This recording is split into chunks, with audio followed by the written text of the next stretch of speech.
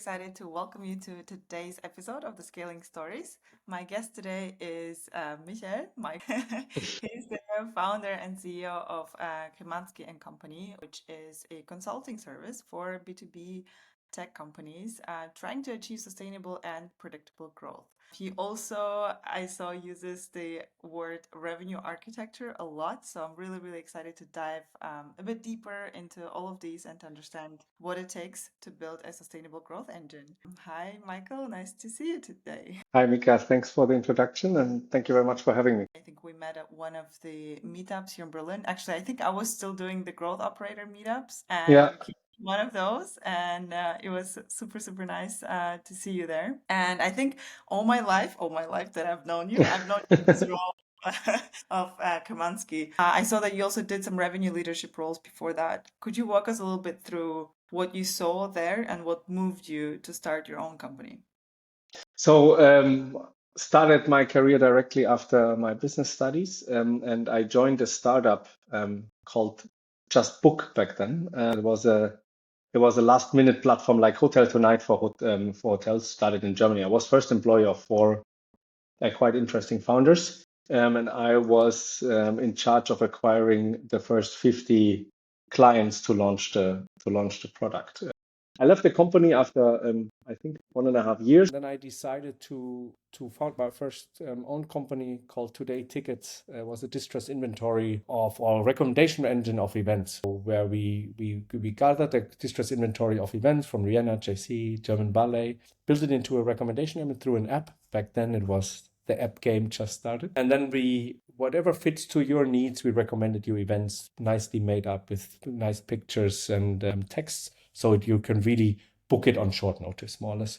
And there I did sales and ops. That's the first time I really built the sales team for myself. Sales worked quite well, but we didn't manage to get a proper Series A because B2C game, you need a lot of money. And I moved on, founded another company in real estate space, a little bit different world where we specialized on topping up existing buildings. We actually built a hotel out of wood on top of the shopping center, Ring Center in Friedrichshain.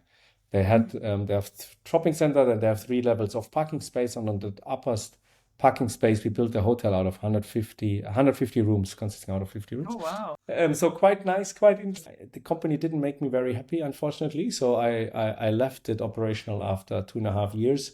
And left the company to finalize with my two co-founders, moved on, joined 99 Chairs, an interior design company, and I took over growth there. Yeah, so they just moved from B2C to B2B, just did their first, 5 to 6, 7 deals. I joined in December 2016, and they did around 1.7 million of revenue in 2016. Really changed the entire setup. So I restructured the customer journey. I implemented Salesforce quite fast, even so we are only 3 people. And then we grew the company in 2017 to 8.5 million revenue. And mainly because we have a very well-structured customer journey. We built a good outreach. And we could understand more or less everything throughout the customer journey by clicking on the data. And that was really nice because on the one side, I could lead my team much better. I could help them where they had weaknesses, trained them so their quota tremendously increased. They were like rather junior salespeople and had, 2 to 3 million quota, which was quite. Then the company didn't really work out. They didn't finance like I preferred it. So I said, look, I wanna move on, and I wanted to found something again. And what I saw with all the sales teams of more or less my friends, to be honest, which were all founders, and it's like, look, they all work quite unstructured. And so I started helping them as a freelancer to structure their sales teams and structure their customer journeys. I believe in this first, and then system implementation. You really need to think how you operate before you operate.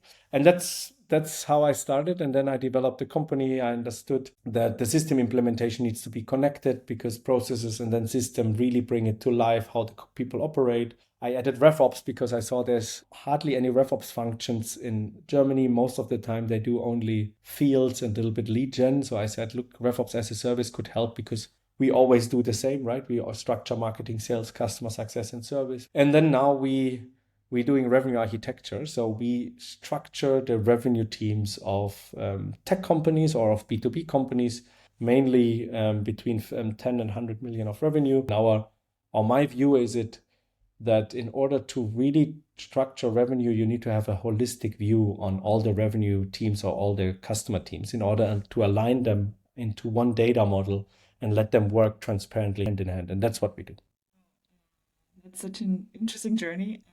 Also, so many insights to unpack here. I think already said so many interesting words here, from revenue architecture to structured processes and things like that. What was perhaps the key struggle that you saw? Why people have such hard time structuring their process? Like, I mean, it's probably not that they're not aware of it, or or that they don't want to get structured. What is it that keeps people away from getting to where you actually help them get to? I guess the awareness or the willingness to spend time on it. So they spend 3 years on developing their product, and then on the next day they start sales, do their marketing 101, ICP buyer personas, and then we just started. And I think that's the biggest topic, yeah. And then when they have grown, to accept that they have a process problem and not a people or a system problem, yeah, which is the second topic we see, right? So we start doing it, we do it here and there, and then we optimize here and there. We see a problem, we fix it, very human, I would say, never really looking holistic on it. And then after a while, some things don't work, right? I don't know. The system doesn't work. Yeah, Salesforce is not good enough. We need to change. Yeah, or quite often we see 80% of the people not reaching their goals, and then it's most probably not a people topic. And what most companies have in common, they have a process problem. Yeah, so they spend no time on holistically planning their customer journeys. They spend no time on really going into detail. What is a process which really fits? It's not rocket science on the one side. On the other side, you need to consider how the system works, the people, how they operate, so the operational people. So you build a process which fits their needs and enables us. And you need to consider the client's needs. Yeah. So you need to think a little bit further than a 1-0 process, which quite often makes theoretically sense, but operationally not. And I think that's the last part is challenging as well. That's why the people rush over it a little bit. So it sounds like first recognizing that you have a process problem, not the people's problem, and then actually dedicating time to it, and then knowing what exactly to do in that situation. Yeah, so sometimes, right, we see quite often if the clients come with the need to implement, they don't want to spend time on processing what they want to implement. They said, hey, yeah, but let's start implementing. And you need to spend time in order to define your needs, yeah? Because like these tools or CRM tools or tools in general in go-to-market teams, they have no need on its own. Right? They bring to life what you have structured, and you need to spend time and structure it. And if you don't spend time, it will not be a good setup. And I think that's to acknowledge this as well. Isn't it a sign, though, that the problem is not big enough if they are not willing to dedicate time on how to roll it out properly? Doesn't it mean that it kind of like they probably have more important things to do, or? At least they think, yeah, they have more important things to do, right? So we see the numbers, right? 4 out of 100 make go-to-market fit. 1 out of 100 make 10 million ARR. And I would say, fair enough, you build a product, maybe 50, 60%, it really doesn't fit to the market. The market doesn't need it.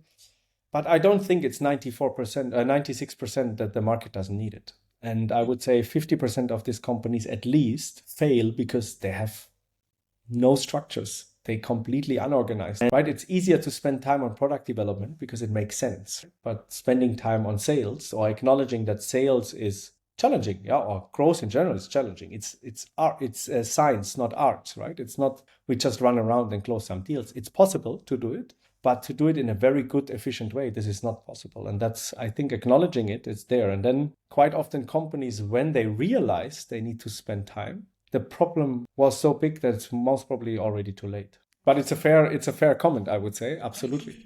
Let's move a little bit towards your approach. So you're saying you need to be structured. You're saying that more products probably would have made it if they had a structured go-to-market approach, and we need to be out there and help them do that. So, and one of the ways that you're, at least from what I saw on your website and what you mentioned before, is revenue architecture. What is your thesis here? What is your approach? It sounds like revenue architecture is the answer. In the end, what does it mean, right? It means revenue architecture is we architect, or if we see revenue or growth as a house, right? We architect the entire house. We're not just building one room and then next week we build another room and then we hope it fits together, because that's the reality, right? We build marketing, so we build the entryway and the garage, yeah, and then later we build the living room, and then we hope they are somehow connected, and we put the next thing on it. And work that you plan it sequential. You need to think it as one product. And revenue architecture in the end means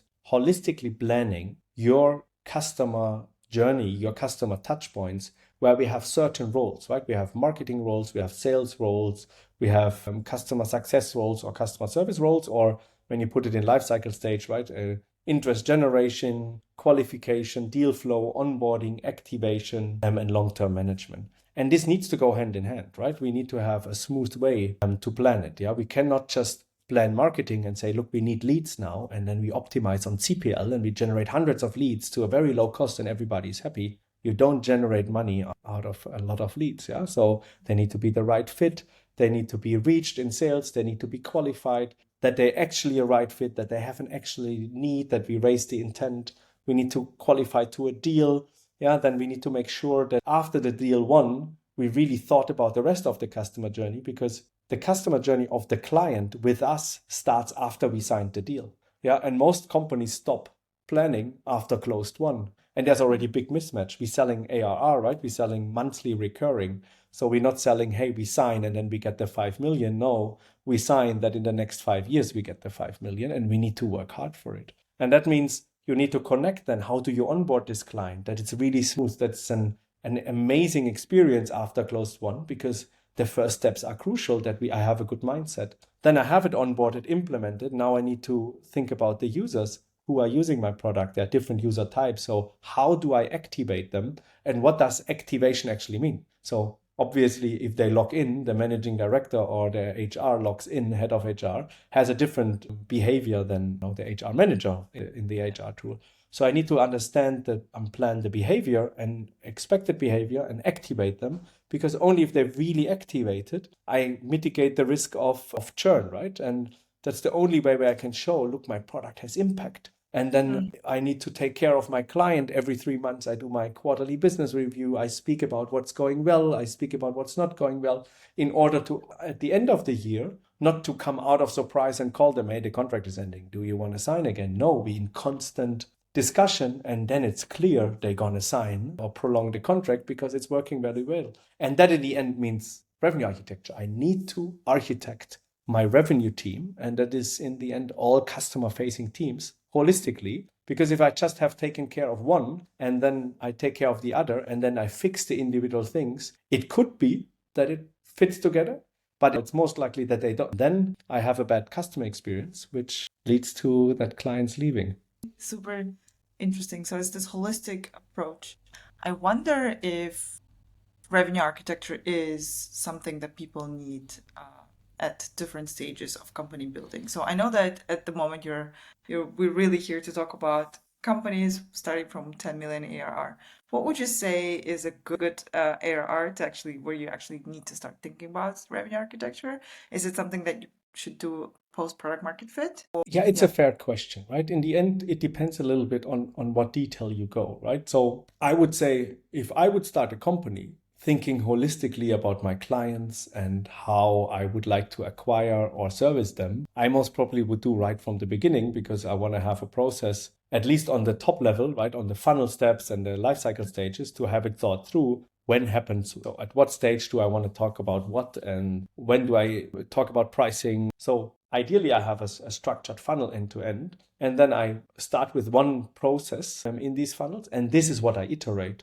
But I have a certain structure. I think this can be done quite quick in the beginning. Yeah, and then I can align as well with product what I need. So for example, if I think about it quite early, that I want to have an onboarding and activation journey, we need to think about what is the expected behavior of the users. It's good for product to think about it, right, when building a product. And then we can see, look, these are the things. And then maybe they behave differently, but at least we benchmark against something.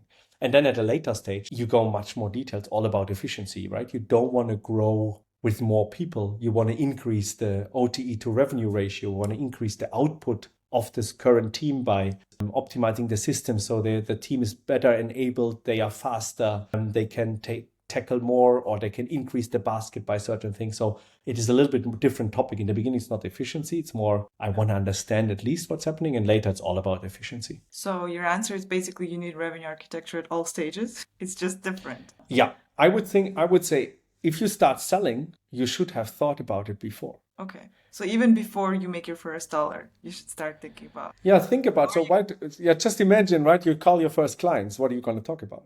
So what is it, right? You just talk about the product, or you think about, okay, look, I call you today. We're just building an MVP. You're an expert. I would like to show you the product. So maybe you can be an advisor here. The next half year doesn't really happen something, but to get your feedback, would you be up for it? Yeah. And right, this can be thought through in a half day to really think it through, and doing this exercise is already good, because you think about things which you might have forgotten when building the product, or might have forgotten when being in a discussion. Who do we actually target? Because building a product for, I don't know, a company with 50 employees, or building a product for a company with 5,000 employees is a complete different game. You mentioned that in your previous experience, you grew the company from 1.7 million to 8.5. What were your key learnings?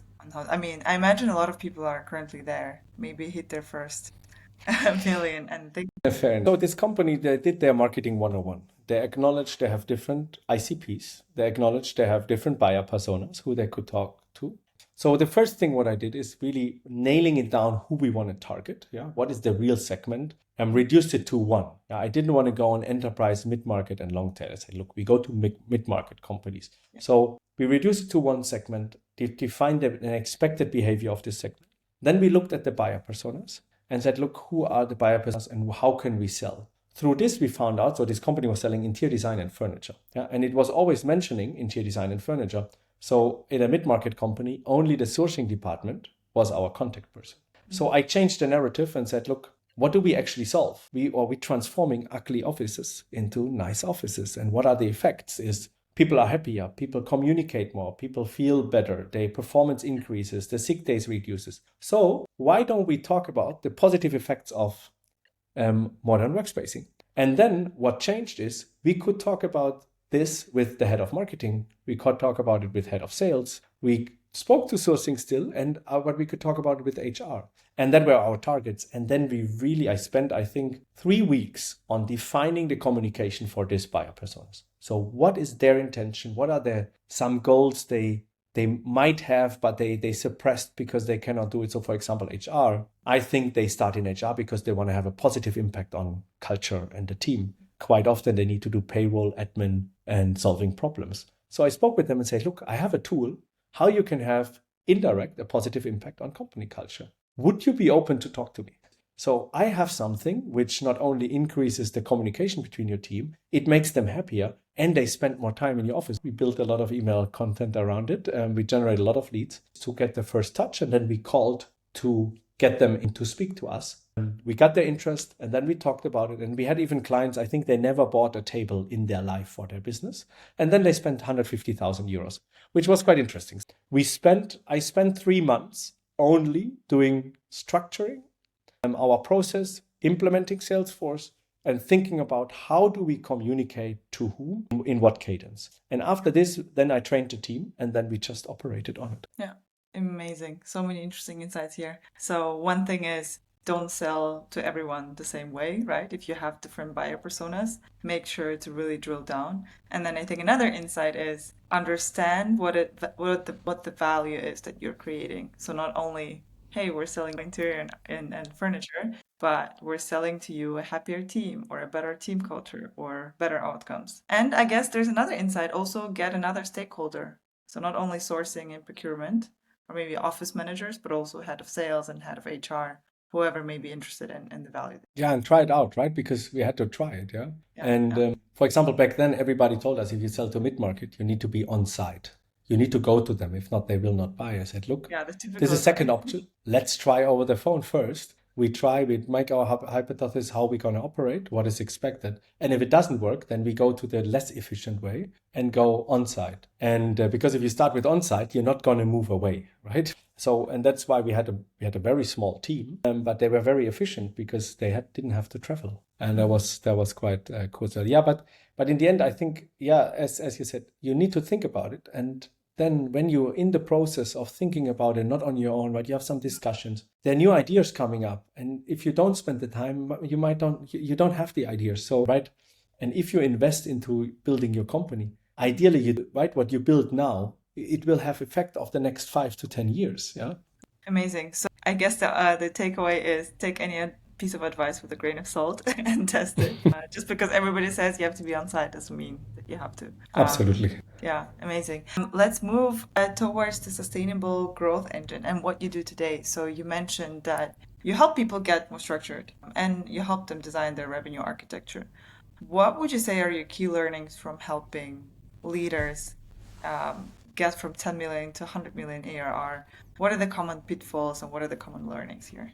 So when you're at 10 million, you usually do a financing round, right? And then usually get flown with money, and there you need to be careful, first of all, right? You don't spend it on too many new segments, new products, new things, yeah? Or on too many people. So the first thing what we do is we look in how can we understand, first of all, your customer journey? How can we understand where are blind spots, where your conversion rate is not good, where your entire KPIs are not about benchmark, or where you can find things for improvement. And then we try to fix them by having streamlined customer journeys with one big or one very important factor. Every stage you do or every stage you define needs to have a clear status of the qualification of the client. Yeah, right. We have, I don't know, qualification part, and the outcome is either yes or no. Yeah. And if we structure the funnels in a way where we really understand each stage, so we have rather more stages than less, because we want to have a clear status of the client. Plus, we don't want to have too many to-dos in one stage because it's easier to understand. Yeah. A common mistake is we need to have as little stages as possible because it's too complex to have many. And I'm saying, I don't know, if I have 6 stages, I have maybe 1 or 2 tasks per stage. If I have 3, I have 4 tasks per stage. This makes it more complex because I need to understand what I actually have to do. Plus, if I have structured in a way that I understand the status, I'm able to analyze what can I optimize because it's a clear status. I know what the to-dos are, and then I can analyze to optimize. And what does it help? Because a common mistake is we get money, we want to grow, we hire people. Yeah, but hiring people in an inefficient, unclear environment means slower onboarding time or ramp up time, most probably not the highest performance, and high probability to fail, plus a very inefficient way of operating, because the team members who have been with me the last 3 years, they understand everything, even the mess, because they're used to the mess. The new people will have a big problem. So you're growing your inefficiencies, your OTE to revenue ratios goes down, not up. And that's why what we suggest is look at your setup and find a structure where if you have a very structured growth approach for all teams in order to make it very clear when to do what, in order to have a very easy onboarding. And then the KPI you should look at is how to increase the OTE to revenue ratio. And if you're not structured, the biggest pitfall is you get to a ceiling. Yeah? It can be already at 10 to 15. And some company it comes later around 40 million, the ceiling comes, right? They did already the 3 segments. They hired already a lot of people, but then you don't really understand what's happening. You have your 40 SDRs and your 30 or 25 AEs. They somehow work, but it's not working amazing. And that's the ceiling. Yeah. And these are the pitfalls in the end that the people, it works till 10, but they underestimate that, look, I'm most probably going to double or triple the people in my team. And then it gets really hard to understand what's happening. Amazing. So I guess the takeaways here is, one is look at the stages. I guess when you talk about stages, I understand customer journey stages. Is that correct? So onboarding. Yeah, so you have 2, right? You have the life cycle, and then each life cycle stage has different funnel steps, most probably. Life cycle stage, lead qualification or qualification, and then you have different stages, and these stages need to reveal the status of the client, right? Are they untouched? Are they touched? Are we already in contact? Is the disco call, I don't know, scheduled? Yeah, are they converted? So quite trivial in the end. We don't want to have new open and qualified, because then everything is in open. And sometimes we even have on hold. And on hold means we are afraid of no, right? And we think if we disqualify the client. We disqualify the client, not the approach. But we just have an approach. We try it, and it's either yes or no. And if it's no, then we try it again in 3 months, and then again in 3 months, and maybe with the 7th times trying, we get them converted. The advice here is to work in stages, even if it's multiple stages. No problem with that. But don't be afraid of stages. Exactly. Don't be afraid of stages. Use qualification as an approach to move from one to the other. And I think one super interesting insight that you said is on target earnings, so OTE to revenue. That kind of ratio is your KPI or your metric for efficiency. Is that a fair statement? That's a fair statement, yeah, right? So we see a lot of companies which have 1 to 2, 1 to 2.5, Yeah. which is quite low. And obviously depending a little bit on the segment, but on mid-market, I expect a good level, or a minimum level is 1 to 3, a good level is 5. And then you can increase maybe to 6. In enterprise, I expect 1 to 10, right? If I pay the person 200,000, they should close 2 million of ARR, yeah? Right? They get 100 fixed, 100 variable, they need to do business. Looking at this, and why it's so interesting is, if this is your focus, you completely operate differently, right? You think about differently what you do, what do you optimize on different levels, right? It's not only process, this is process system, this is enablement as well, because that's the interesting part. Because if I increase from 1 to 3 to 1 to 6, think about the cost. Yeah, it's people to manage. Than if I don't. Who do you think owns this metric in the organization? OT to revenue.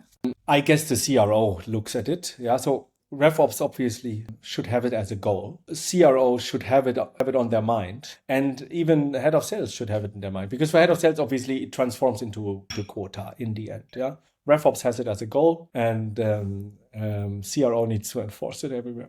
Thank you so much, Michael, for all these insights. Thank you a lot for coming today and for joining us and for sharing your story. Mika, thank you very much for having me. It was a lot of fun.